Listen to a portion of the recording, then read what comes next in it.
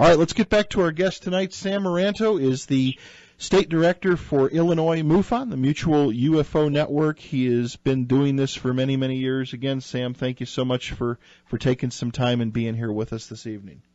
Well, it's my privilege, I tell you. I'm enjoying it. Well, that's what it's all about, talking about this stuff. Yep. One of the cases, of course, that if you put your name in the Google search bar and hit enter, of course, the O'Hare UFO incident or sighting pops up always to the top of the list. There's a lot of different forums. I've had interest in the case ever since I heard about it way back when. Of course, there's the skeptics. If you could, Sam, could you give our audience a little synopsis of what happened that day out at O'Hare Field in Chicago? It was around 4:20 in the afternoon, possibly a little bit earlier. A gentleman who was loading up a plane at gate C-17 that was getting ready to be pushed back for departure looked up and seen a disc-shaped object directly over the gate, the concourse C-17. And he called the supervisor. A few other people came out, and I spoke to one other person that was there at that location, another person who was inside hearing them talk about this. But this gentleman called the manager and had the manager come out, his manager take a peek at this. They called the tower. Before you know it, the chatter is going across in the radio. There's something over gate C-17. And sure enough, people from various locations are seeing this object sitting there directly below the cloud cover. The cloud cover that day was at about 1,900 feet. It was very thick. I believe it was about 6,000 feet thick. And they watched this object, and within a period of 20 minutes or so, it just instantaneously shot through the sky at a steep angle, almost straight up, leaving a gaping hole all the way to the blue sky above the ceiling, or above the cloud that was that thick layer of clouds. Now, you stop and think about something doing that. First of all, it's sitting there in Class B airspace. Planes were being moved about differently. Flight patterns were changed, and just so happens they were warning pilots that, to keep their eye open for an unidentified object there on the way coming in. Strangely enough, we did get a report in the last few months from a gentleman who was coming in on a plane and said that he and his wife, had most certainly seen this object. Interesting, very interesting. Now, the program, the one show that I saw you on, and I don't know if that was UFO Hunters, because I've seen you on a variety of different shows. When you actually, if you want to call it, challenged some of the officials there at O'Hare about the sighting, they kind of pushed back on you a little bit, didn't they? Well, sure. When you bring up the facts, the characteristics of what was being seen, how can they say it was weather patterns, a lenticular cloud? Now, you folks out there may know what lenticular clouds look like. They usually form on the leeward side of a mountain. Or, for instance, you have to have some reason for it to happen. In other words, you have to have strong winds. And we had a 5-mile-an-hour wind that day. That was it. That was the maximum gale. Wichita, Kansas was the closest location that would have any weather supportive of anything resembling a lenticular cloud. The other thing was, of course, the reflection of the lights from the runways. The light patterns weren't really night patterns at that point. It was still, I think, civilian dusk. So it wasn't really that dark out to put on that the lights would be going on. Close, but not completely. Right. So that was not a scenario. The prosaic explanations were gone the minute that object went through that cloud pattern and that sitting of cloud, leaving that gaping hole. The reason for that is to dissipate. That much humidity takes a tremendous amount of energy. And that energy calculation, you could actually see the details of that at the National UFO reporting, or the National Aviation Reporting Center for Anomalous Phenomena, NARCAP.org. It's a 155-page report on this case alone, and the details in there will definitely shed some light as far as this being something just prosaic. Now, a question that we've got a big group of engineering students that listen to us up at the University of Utah. They sent in a bunch of questions. I'm kind of going to combine them all together because there's a lot of duplicates. But one of the questions that Tracy sends in, she says, Sam, I've seen a lot of pictures when I put in O'Hare Airport UFO in Google and hit the images. I see a lot of different pictures. Some I'm not sure if they're photoshopped or not. And what I'm looking at here, Sam, is I see some that look like a giant flying saucer. Was this thing this big and this immense, this low, or is that a lot of hoaxing going on? Was it up kind of high in the air? Do you have a general feel for, was this thing an enormous craft? Because some of the pictures appear that it was a huge thing. No, I would say the object was probably 30 to 75 feet, somewhere in that range. Most of the photographs you'll see, I would say all of them, except for there's only one or two. There's one in particular that we feel is genuine, but everything else is not. If you could find the photo from Above Top Secret, Above Top Secret, that one appears to be legitimate. That, according to one of my witnesses, actually a couple of my witnesses, I've interviewed 4 people pertaining to this case. There were 14 that came forward. John Hilkovich, I think, interviewed 12 or so. Dr. Richard Haynes interviewed a good percentage of them, too. The problem was that most of these people did not want to come out and show their identity. They wanted to stay anonymous because United Airlines that February just came out of bankruptcy, and they were pretty stern about people coming forward. I guess they didn't want to be known as the out-of-this-world airlines, So, but the thing was, no, the pictures, mostly in fact, you're only going to see one picture that I feel is genuine. Most of them, or all of them that I've seen so far, it's just Photoshop. Yeah, the one that I'm looking at, and this came from Peter Davenport's site. If this is the one we're talking about, it looks like somebody's taken it out of a window. You can see what appears to be a couple of like DC-9s, the T-tail type thing, and you see something off in the distance that appears to be a saucer shape. Maybe that one's new. I haven't seen that one, nor have I had a chance to really send it to anybody to give it analysis or look at it myself. Yeah. But the one that appears to be genuine is you're looking at it, and it's above the gate, and it's sitting there, and it's about, maybe 1,500 feet above the ground.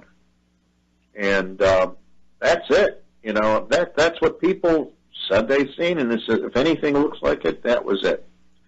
The characteristics, I think, are something that I find interesting. The one witness that I had was a military brat, and her father was in charge of a air wing, was a captain of an air wing, of Navy air wing of helicopters.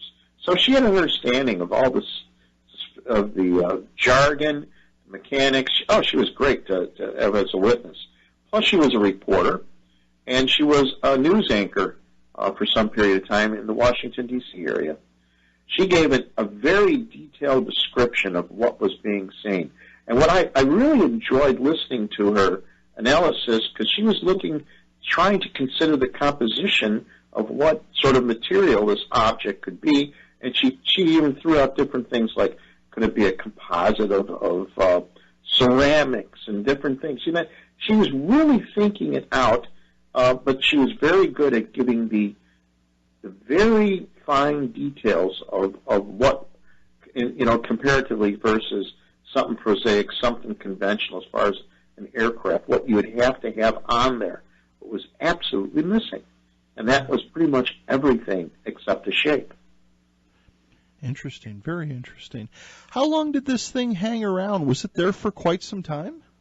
20 minutes, at least this instance. There was some other activity on the west side of the airport that wasn't part of the investigation, but it did appear there was something else going on the west side of the airport in some of the radar data.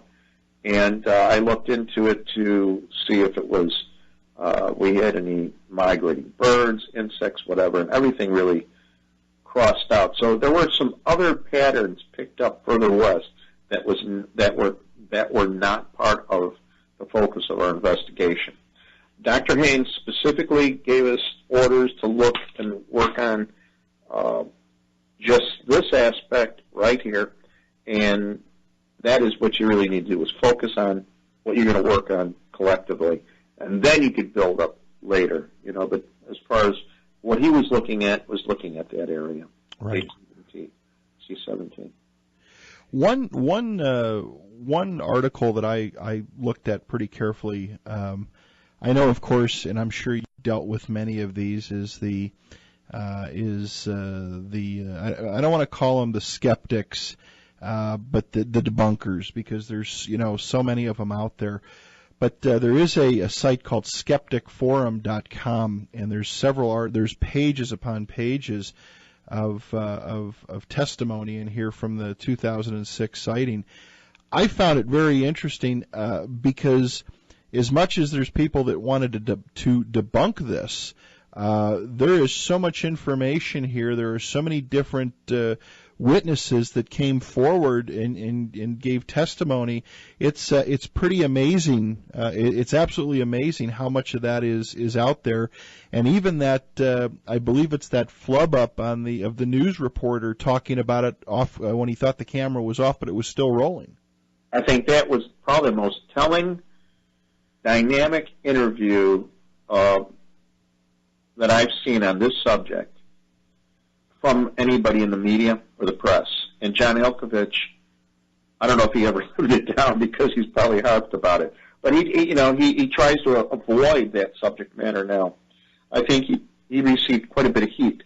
But during the heyday of the popularity of this, and it was a great story. This thing went viral instantaneously. There was over 1 million hits on the CLTV, or the Tribune site, within a relatively short period of time. 1 million hits, over 1 million.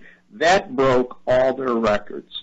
I remember reading about this, and it was posted in places all over, Indonesia, everything. So here's a case that went viral, and it struck a tone, because here you are at a international airport, and an object that obviously shouldn't be there is there, and it's being seen by hundreds of people. So you can't run away from it, and yet every aspect of potentially running away and basically covering it up was taken into consideration.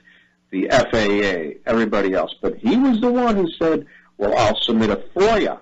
And all of a sudden they came back, yes, we did have safety reports come in, and there was a concern that this object was there and it was being reported. Something was there. So John Hilkovich is one heck of a reporter, did a great job, but, I don't think this was the story he wanted to be remembered for, but I can assure you he has been. And if I'm not mistaken, Sam, if you go out and do a little bit of tooling around on YouTube, you'll find it, because wasn't the thing that kind of hit really big was he thought they were in a commercial break, but the cameras were still rolling, and he pretty much said his mind right on television.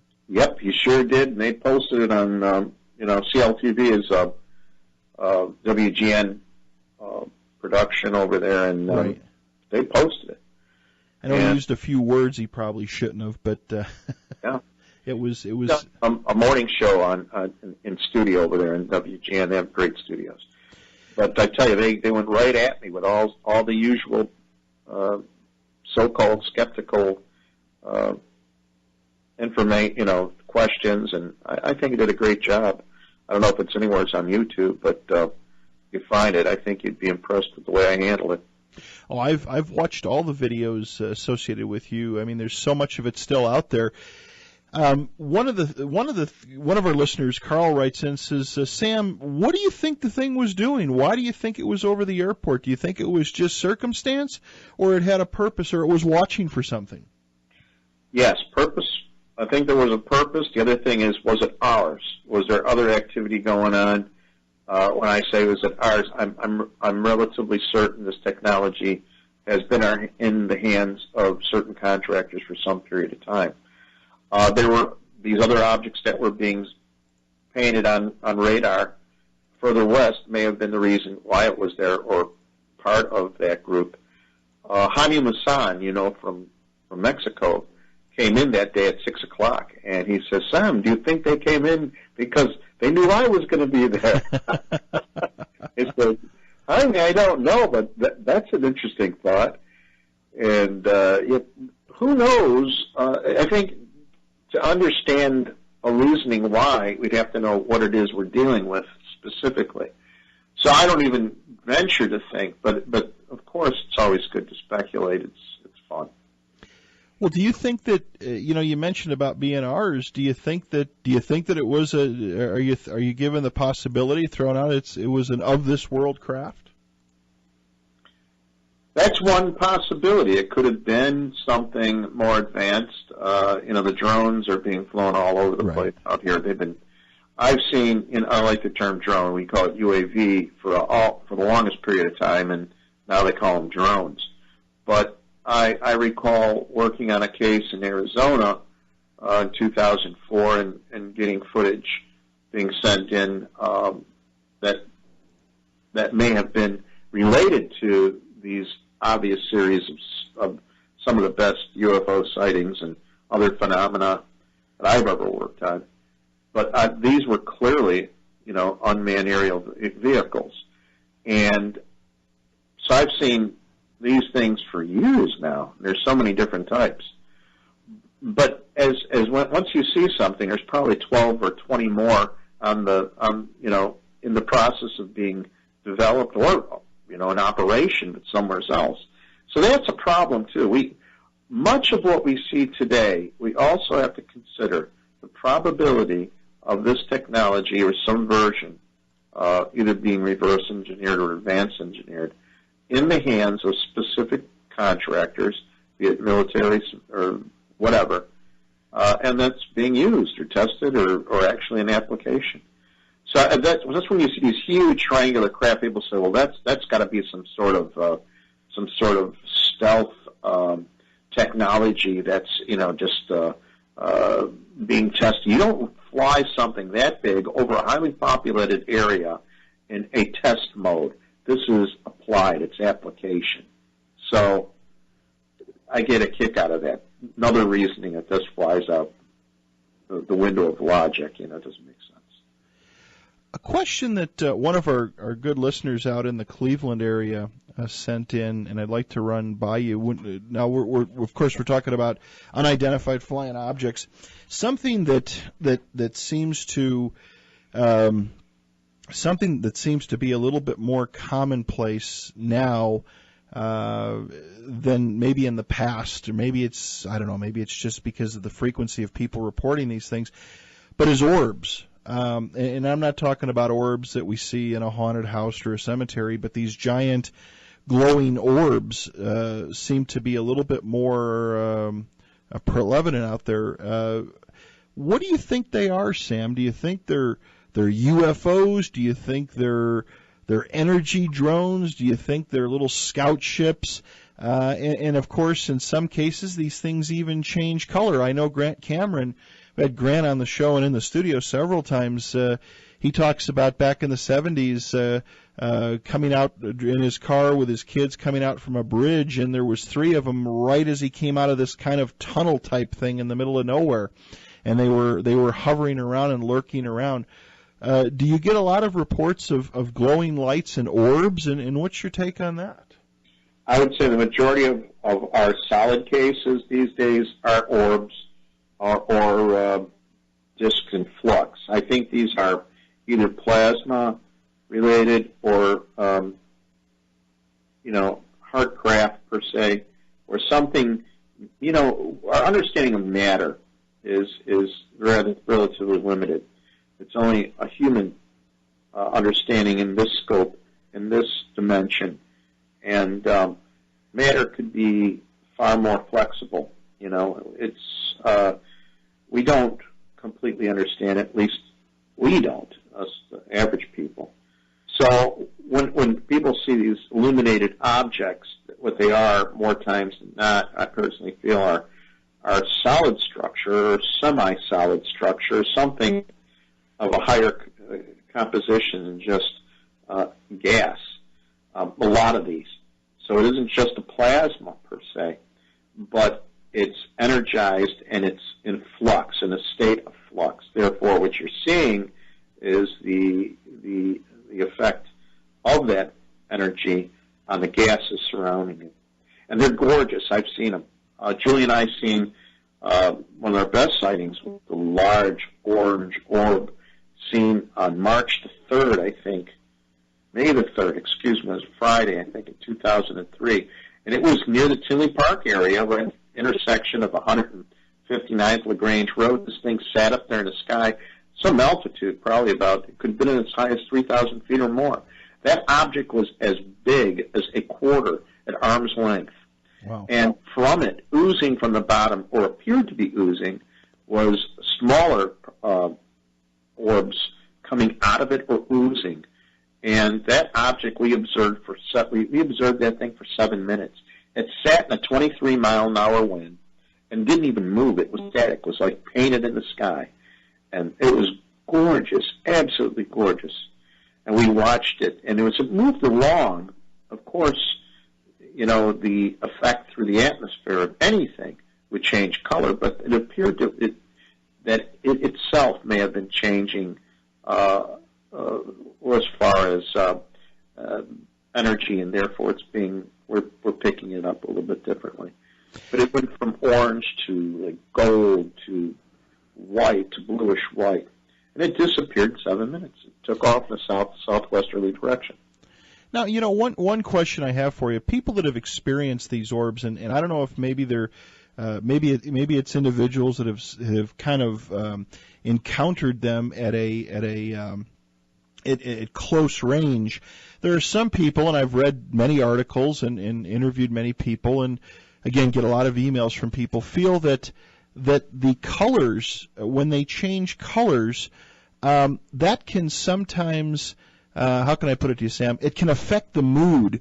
People have, you know, and I don't know if that's just a human reaction to these things, but people claim that when they're red, people tend to be a little bit on the tense side, but yet they can actually change colors and actually create somewhat of a soothing effect. Is that something you've ever encountered or heard of? Oh, yes. Well, the effect of light and color are really significant. So these things do take place. Yeah, it's definitely interesting, and again, more and more and more are being reported. Of course, the Chinese lanterns I know are somewhat of a problem. Matter of fact, when we were back in Chicago, 2 or 3 years ago, we went back for New Year, for 4th of July, and people were launching these things all over the place. And my mom, who's 90 years old, she says, "Well, there's your UFOs for you. They're going right across the sky right there." And I'll tell you something, those lanterns, without a doubt, they can fool a lot of people. Oh, definitely. To change up a little bit here on with the whole subject of ufology, MUFON, again, from what I've read and heard and kind of get a feel of, is MUFON stepping a little bit deeper into the alien abduction, or at least the abduction scenarios? Are they starting to move a little bit more in that direction in working with people that have claimed to be abductees or maybe encountered something? Kathleen Martin is heading up of course you know her from Sure. the Barty Hill. She's a niece of Betty. So they set up a group to handle and review these cases of encounters / abductions. and they're looking for certified professionals to assist in various disciplines. So, if anybody has a interest in helping, please do contact MUFON if you have a discipline in either psychotherapy or sleep study, hypnotherapy, regression, etc., and you're certified. They're looking for professionals and trying to do some serious work. Well, because it's such a serious subject. I think more and more people, I've done a lot of my own research on the whole abduction phenomena, and again, I sometimes get on both sides of the fence as saying, okay, well, yeah, it's something that could happen. I think if you delve into sleep paralysis, boy, that seems like there's the perfect explanation. But I think a lot of these people really have had things happen to them. And it's got to be people that have experienced it. In some cases, it can be very terrifying, and a lot of people think they're going crazy. They think they're losing their minds. Oh yeah. The thing is, when it comes to something like this, I've had an encounter back, for years. I had series of what I feel to be encounters. Anything like that, anything that changes your paradigm, boy, you talk about shocking and shaking you up. Nothing like a paradigm change, that there are these beings that can move through walls and basically you're vulnerable anywhere as you are. This is a very scary subject, but it's one that has to be entertained intellectually because these events have been going on historically for hundreds of years, and if not thousands of years throughout history. They are documented in various different ways. They are reported in various different of literature as far as religion, etc. And the thing is, what is the reality of this? Well, it's obviously something. And from my own personal experience, yeah, it's a reality. What got you, that's a question I didn't ask you last time, Sam, and what got you into this whole field of ufology? What made you do this? What made you dig into this? And was it these encounters that caused you to get into it? My interest actually took place. I had a sighting in 1959, and I didn't even know what it was. That was in the Mistakey Bay, Fox Lake area.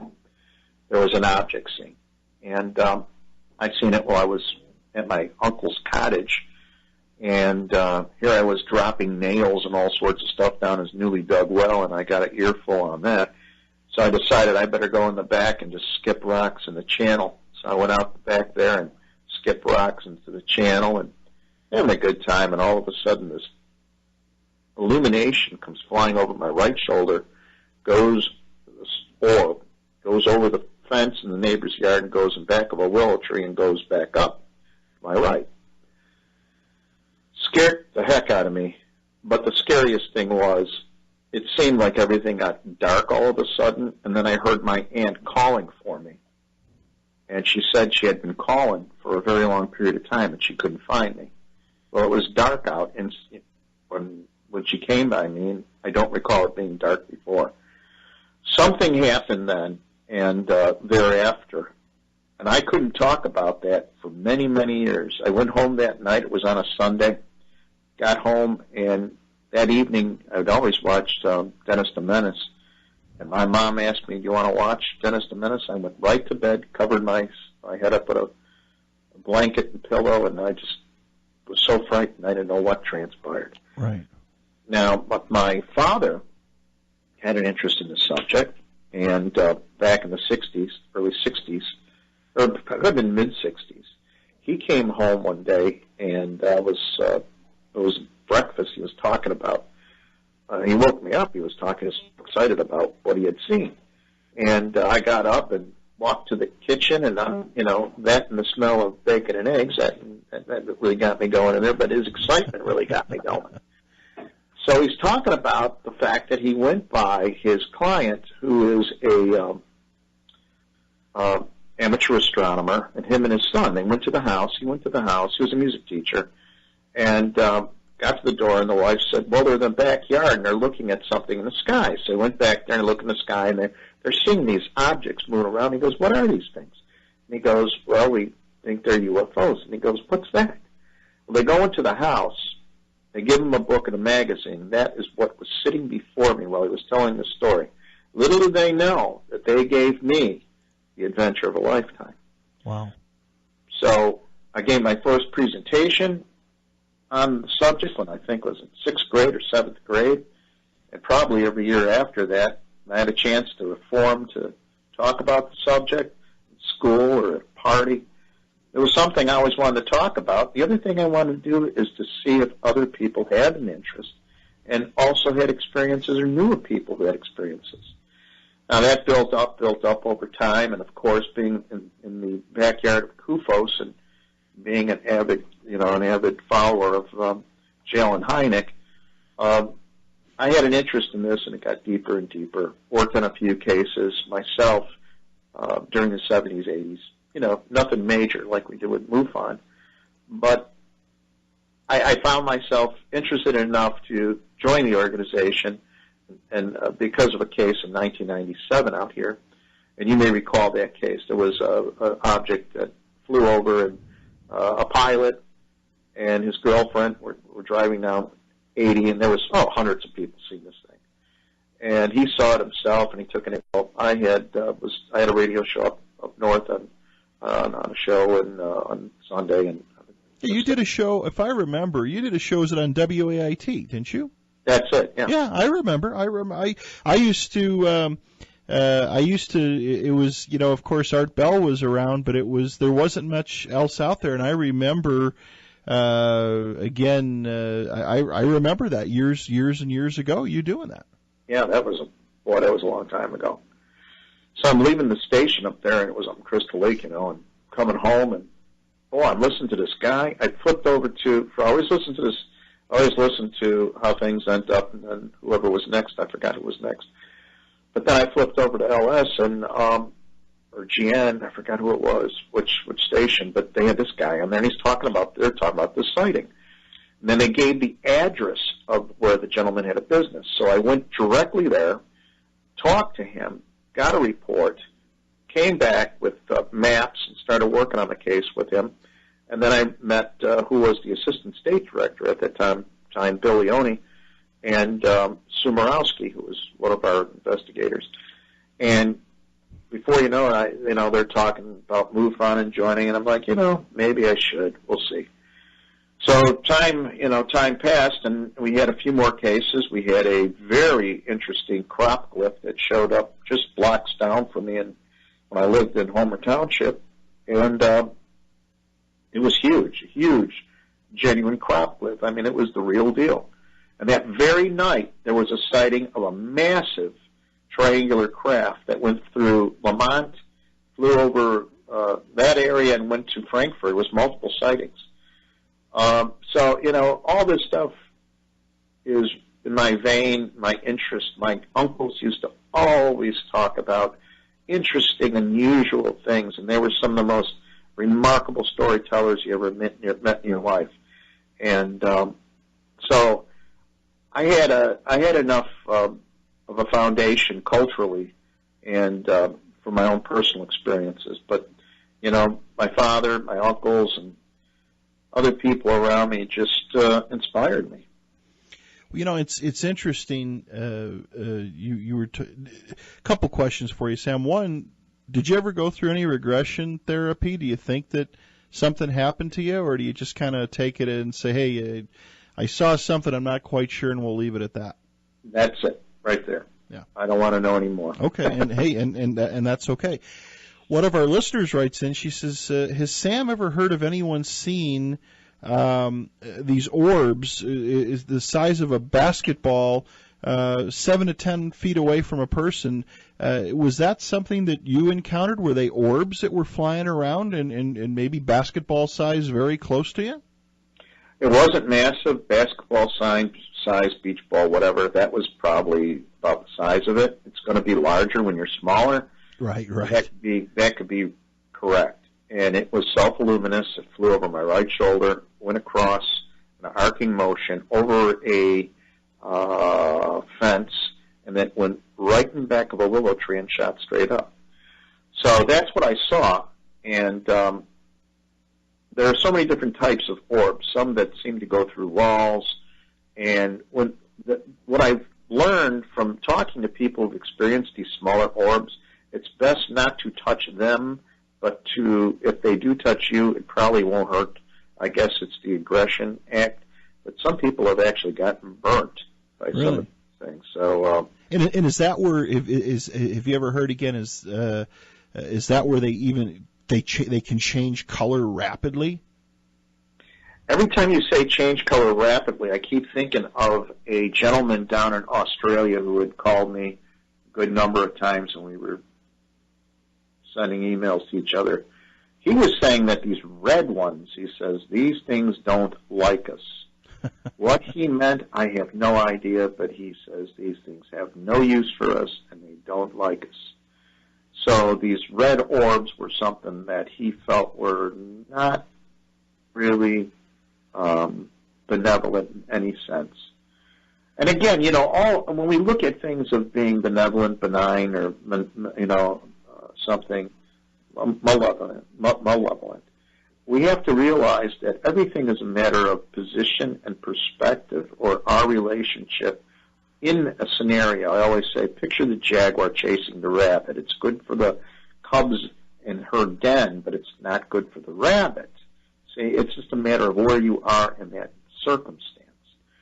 And I think when it comes to this phenomena, I think the phenomena, as you and I both probably agree, it's a multiplicity of things. And good, bad, and all these different terminologies that are basically moral convictions or whatever, we shouldn't even use them. It's just the way it is. Think more clinically about it. If these are beings from other dimensions, other times, other locations, they're here for a purpose, possibly, or there's maybe another element in their thought pattern that we don't share. Who knows? But we can't assume these things. We can only do one thing, and observe, compile the data, and be scientific about it. Well, and something that we've had on the program with many different guests, we've had this discussion so many times, are people that have gone through the abduction scenario, and they've encountered the small grays.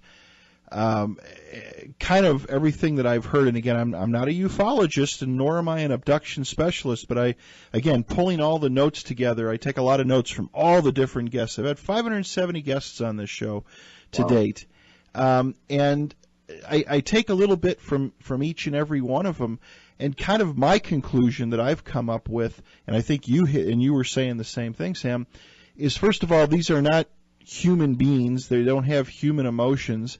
I think sometimes these little grays that people encounter, they say they're very cold-hearted.